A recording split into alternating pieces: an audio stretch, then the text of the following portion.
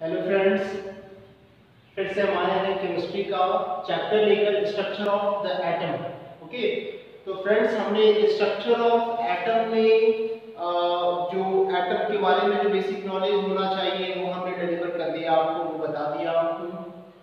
Atoms के अंदर जो सब एटॉमिक पार्टिकल्स एग्जिस्ट करते हैं, तो हम लोगों ने हर सब एटॉमिक पार्टिकल्स का समझिए कि पूरा का पूरा जो है ना, उसको कहते हैं ना, उसका पोस्टमार्टम कर दिया है। मतलब आपको बता दिया है उसके बारे में, फुल इंफॉर्मेशन उसके बारे में दे दिया है।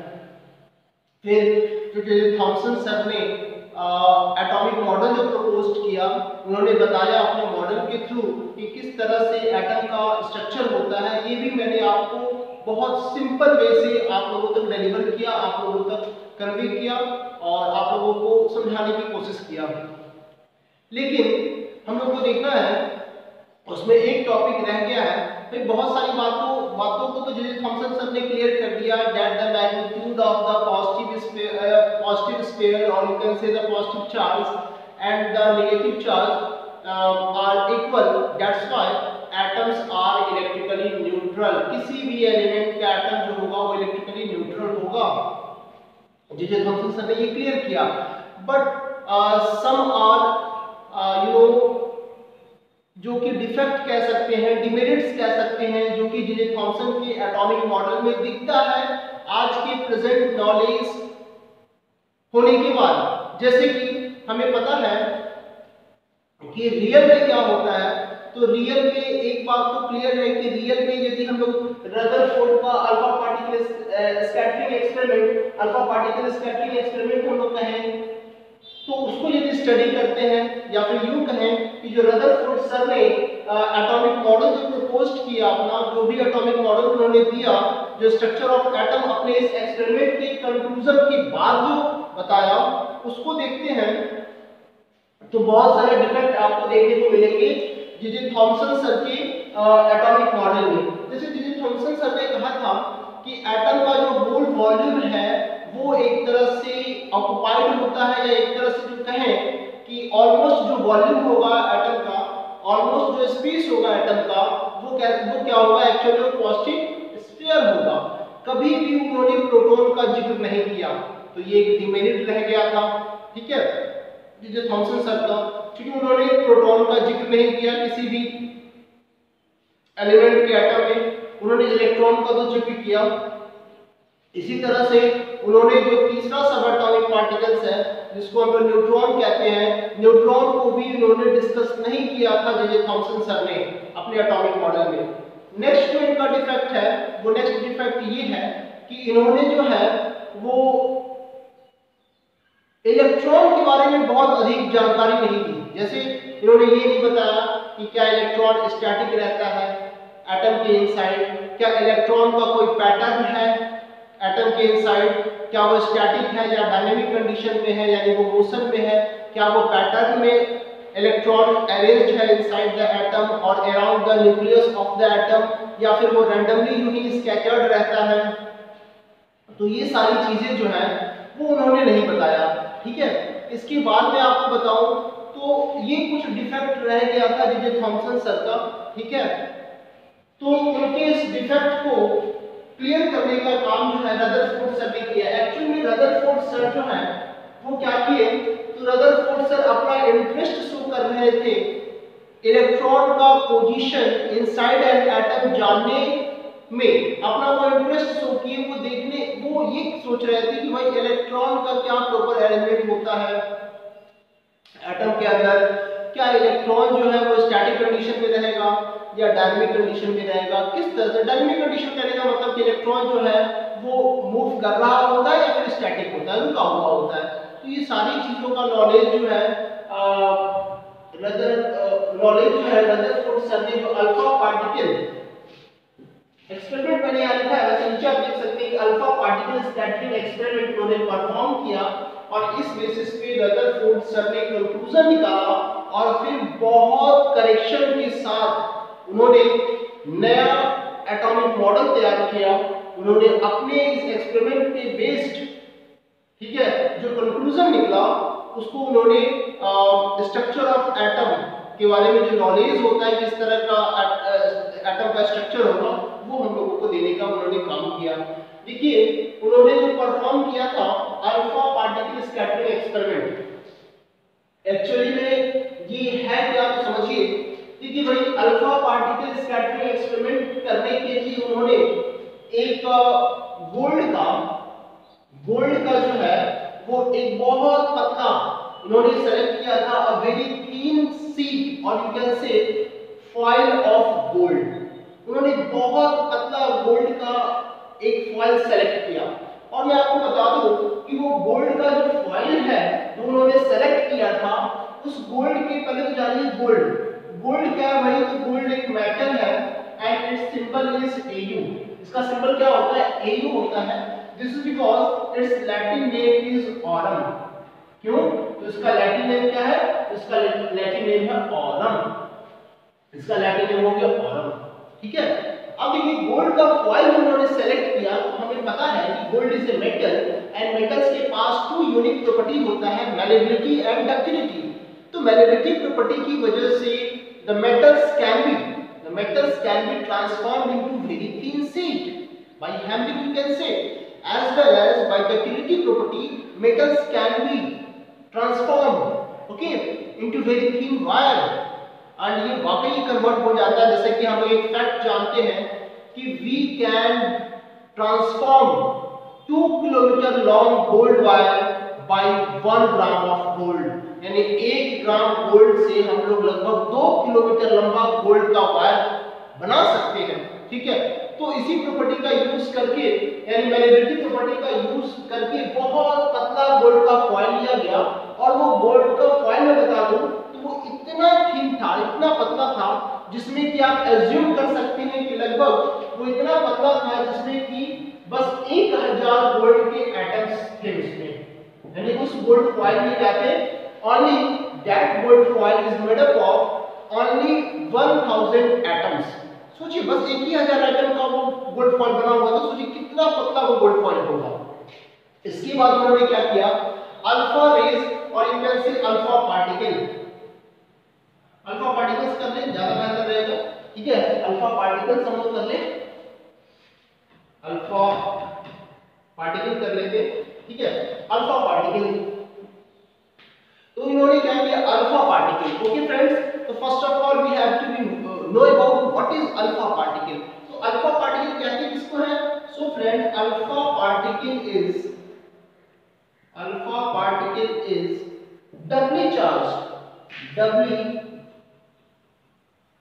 doubly charged helium ion, यानी अल्फा पार्टिकल किसे कहा जाता है, तो इसको कहा जाता है डबली चार्ज हीलियम आयन को अल्फा पार्टिकल कहा जाता है। यानी आप उसका कुछ सिंबल ऐसा जान लेंगे, ठीक है, जिसका एटॉमिक मास कितना होगा, तो इसका एटॉमिक मास होगा 4u। ठीक है, 4u होता है एंड फ्रेंड आपको पता है कि the numerical value of 1u is equal to 1.66 into 10 to the power -27 kilogram.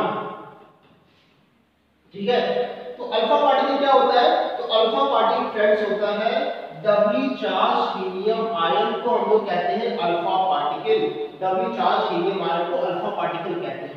अब देखिए source of alpha rays alpha particle क्या हो सकता है, तो रेडियोएक्टिव एलिमेंट्स वगैरह हो सकते हैं।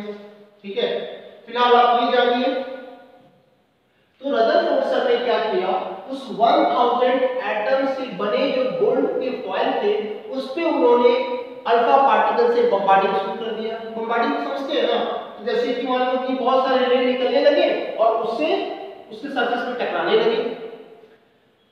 आपको पता होना चाहिए कि ये जो अल्फा पार्टिकल्स होते हैं फ्रेंड, ये सब बहुत हाईली एनर्जेटिक रेडिएशन होते हैं। ठीक है, हाईली एनर्जेटिक होता है और ये समझिए कि बिल्कुल पेनिट्रेट करके वो बाहर तक निकल जाता है। ठीक है, तो जैसे देखिए यहाँ पे आप देख रहे होंगे, this is a thin gold foil, this is a thin gold foil as you can see on board.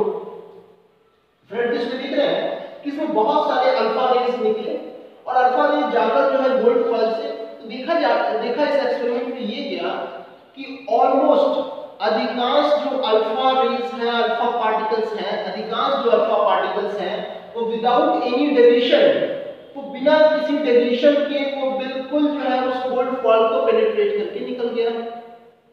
ठीक है, इनमें से कुछ एक अल्फा पार्टिकल्स जो है वो गोल्ड फॉइल से क्या किया, बम्बार्ड किया, टकराया, और मतलब बम्बार्ड किया, टकराया, और थोड़ा बहुत डिफ्लेक्शन के साथ, जैसे देखिए ये जो है लिटिल बिट डिफ्लेक्शन के साथ क्या हो गया है, डेविएट कर गया, थोड़ा बहुत डिफ्लेक्शन के साथ, देखिए ये थोड़ा बहुत डिफ्लेक्ट करके निकल गया, थोड़ा बहुत डिफ्लेक्शन के साथ ये इसमें से निकल गया। ठीक है, लिटिल बिट डिफ्लेक्शन के साथ।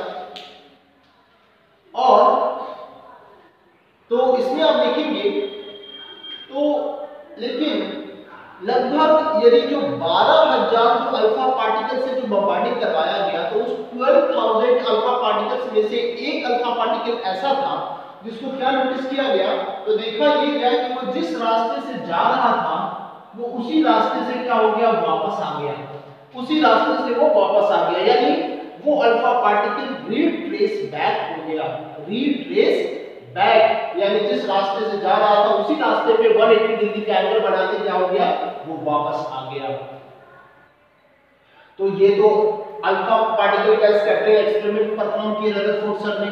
ठीक है, तो यानी इससे अब कंक्लूजन क्या निकला, तो कंक्लूजन रदरफोर्ड सर ने ये निकाला कि भाई जे थॉमसन सर कहते थे, जे थॉमसन सर के अनुसार ये था कि भाई एटम जो है वो पॉजिटिव चार्ज स्फीयर है, and in that positive charge sphere large number of electrons are embedded, but इस एक्सपेरिमेंट के बाद तो ये चीज दिखने लगा, कंक्लूजन ये निकला कि क्योंकि अधिकांश जो अल्फा पार्टिकल्स है वो विदाउट एनी डिफ्लेक्शन वो स्ट्रेट पाथ को फॉलो करता हुआ निकल गया, क्योंकि आपको पता है कि जो रेडिएशन है, जो लाइट रे है, always travels in straight path, वो स्ट्रेट लाइन में ही ट्रैवल करता है। तो देखा ये गया कि अधिकांश large number of alpha particles जो हो गए वो विदाउट एनी डेविएशन वो अनडेविएटेड वो पास कर गए।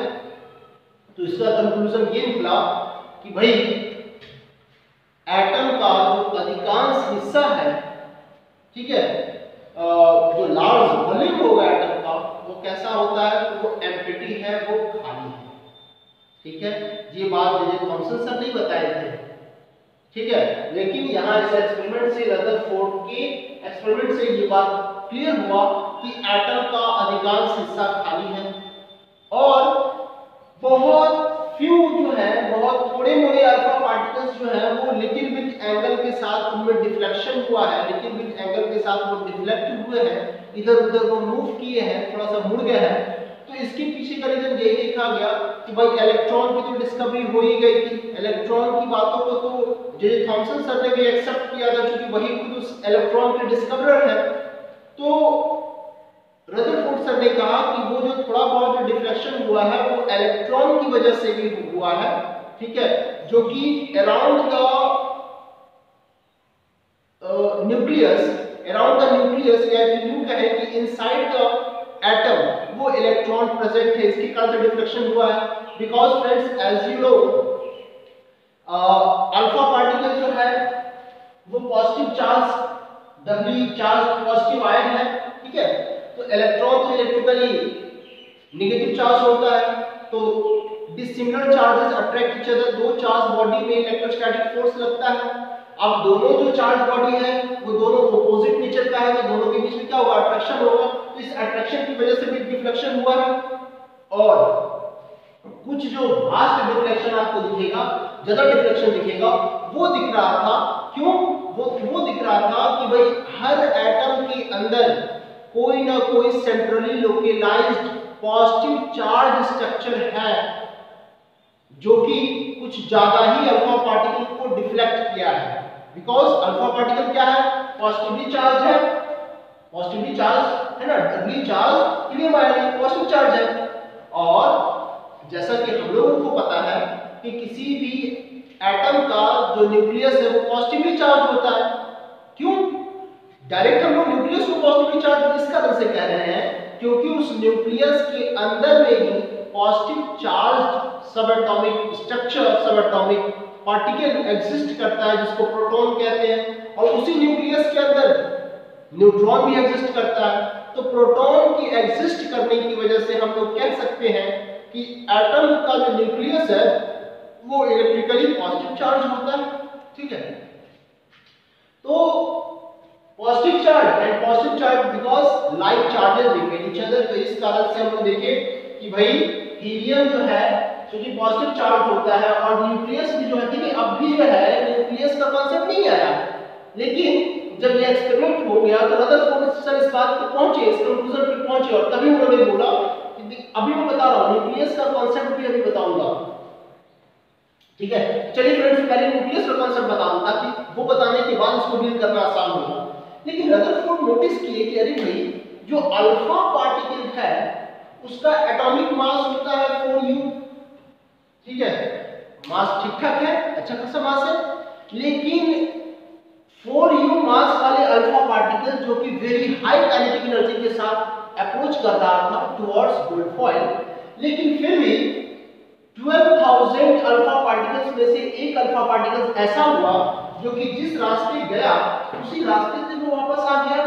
तो ऐसा कौन सा एटम के इनसाइड में ऐसा कौन सा rigid, hard as well as tough structure कौन सा है जो कि अल्फा पार्टिकल को भी पेनिट्रेट नहीं कर, मतलब उस स्ट्रक्चर को अल्फा पार्टिकल पेनिट्रेट नहीं कर पाया, उस रास्ते से वो पास नहीं हो पाया, ऐसा कौन सा स्ट्रक्चर है। तो इस पे बहुत ज्यादा एक्सपेरिमेंट वगैरह किया गया तो रदरफोर्ड सर इस कंक्लूजन पे पहुंचे कि that structure which completely deflect the alpha particle, okay, to its original path, and that structure, that centrally localized tiny structure inside or the central region of atom is called nucleus।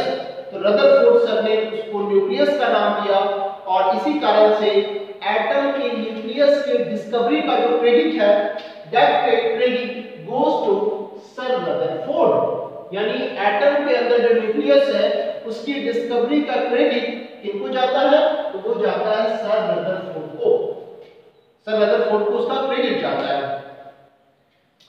तो इस तरह से nucleus का तो discovery हो गया, ठीक है। अब जो है वही चीज देखा गया कि भाई इसके पीछे और भी चीज हो सकता है, ठीक है। हो सकता है कि जब अल्फा पार्टिकल गया तो अल्फा पार्टिकल पॉजिटिव चार्ज और न्यूक्लियस भी क्या है पॉजिटिव चार्ज, उसके अंदर प्रोटॉन है, तो इसके कारण से उनके बीच में क्या हो गया, रिपल्सन हो गया, ठीक है।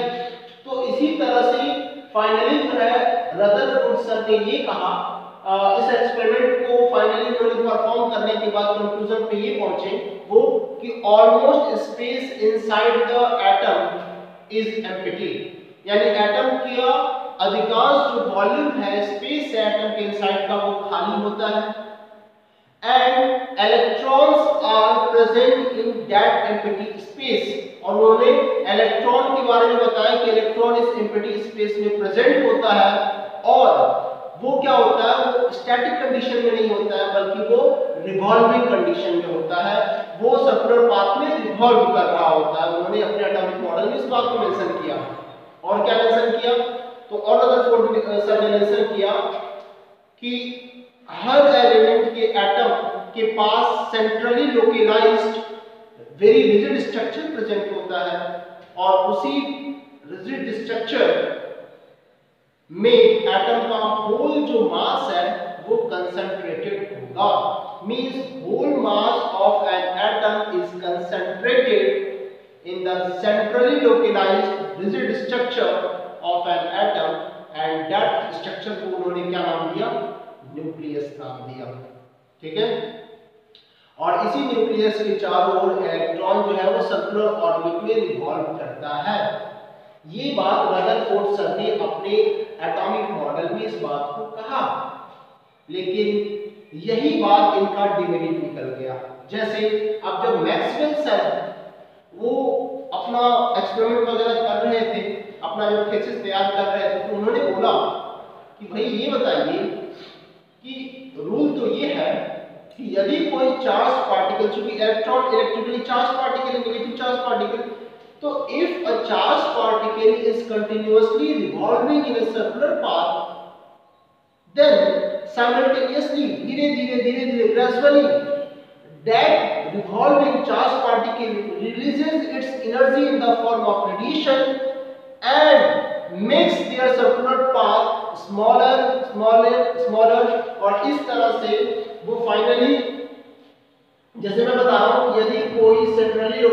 स्ट्रक्चर के, अब देखिए ये इलेक्ट्रॉन जो है वो इस तरह से रिवॉल्व कर रहा है, चार्ज पार्टिकल है। तो उन्होंने कहा, मैक्सवेल का थ्योरी ये कहता है कि यदि कोई चार्ज पार्टिकल सर्कुलर पाथ में रिवॉल्व करेगा तो धीरे धीरे वो अपने पाथ को छोटा करता हुआ क्या होगा, फाइनली न्यूक्लियस में फॉल कर जाएगा। क्योंकि रदरफोर्ड सर सर्कुलर ऑर्बिट की बात कर दिए थे, ठीक है। तो यही सर्कुलर ऑर्बिट का कहना इनके लिए इनके एटॉमिक मॉडल का एक डिफेक्ट हुआ, ठीक है। क्योंकि मैक्सवेल सर के अनुसार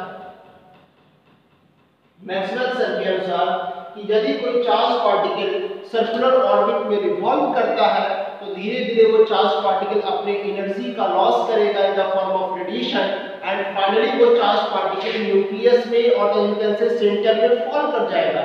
लेकिन बताइए कि यदि एटम का न्यूक्लियस यदि सर्कुलर ऑर्बिट में रिवॉल्व करेगा और मैक्सवेल के थ्योरी के अनुसार, तब तो हर एटम का इलेक्ट्रॉन एक समय के बाद धीरे धीरे वो सब न्यूक्लियस में फॉल हो जाएगा, गिर जाएगा, यानी सेंटर में गिर जाएगा। तो बताइए कि एटम जो है वो स्टेबल रहेगा? नहीं रहेगा।